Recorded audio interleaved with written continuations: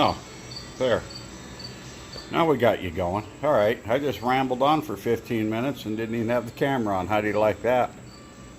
Huh? This is like take 5 or 6. Down there is the oil strainer that we took out yesterday. Got it cleaned up. Got the sump pretty well cleaned out down there. There's a little bit of diesel fuel and a couple drops of water, probably sweat because it's humid as hell. Got that cleaned up, put back in. Got the steering column bolt back in there to hold the steering column up because we had to take that out yesterday in order to, let me get down here again, get these 2 nuts off to get that sump out. So we are going to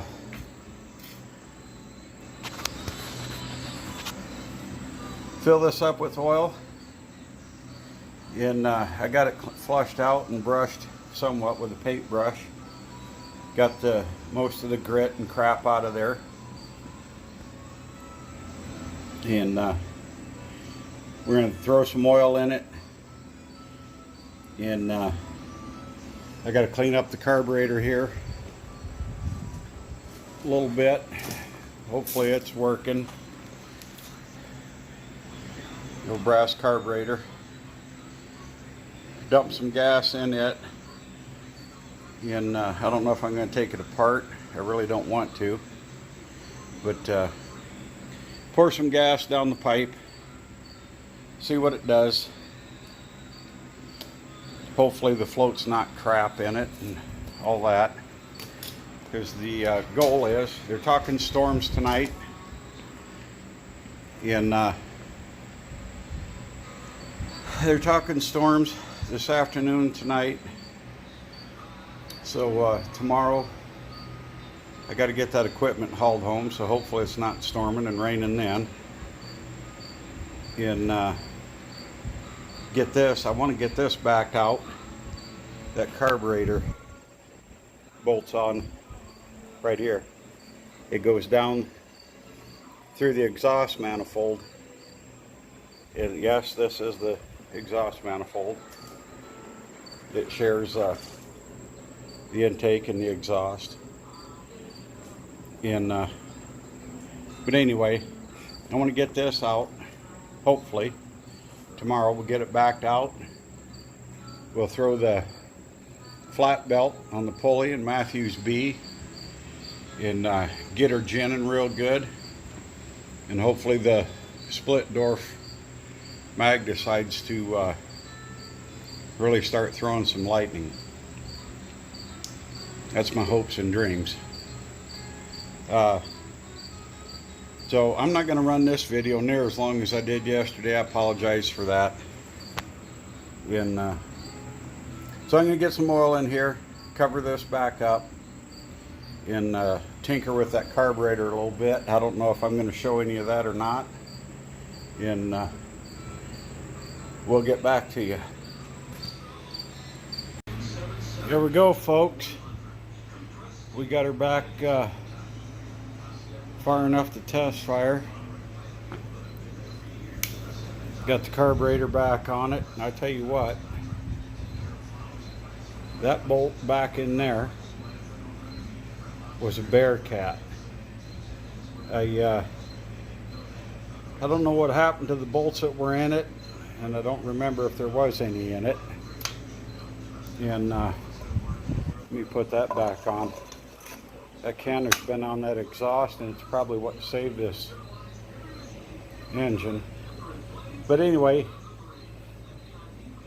I got 2 3/8 1-inch long bolts, and they wouldn't go in far enough. So I took it back off, took a piece of wire, and there was a bunch of dirt and crap in there, and dug it out, ran a tap through it, got it all cleaned out, got it back together, tightened up.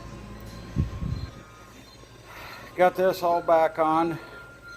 This is the primer cup / petcock.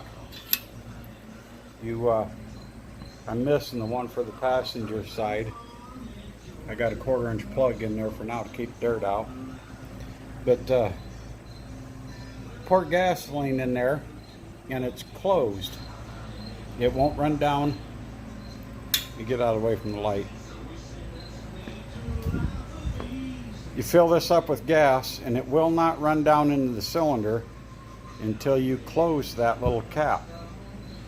Now it will run down into the cylinder, and that's pretty much how you choke these old tractors. This is just I know it looks like a choke,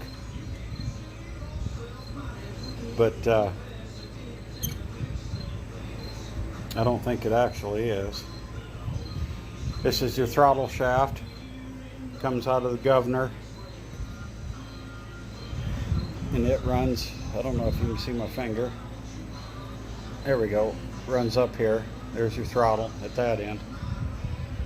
And your load needle and your idle. So all we got to do now is we'll rig up a temporary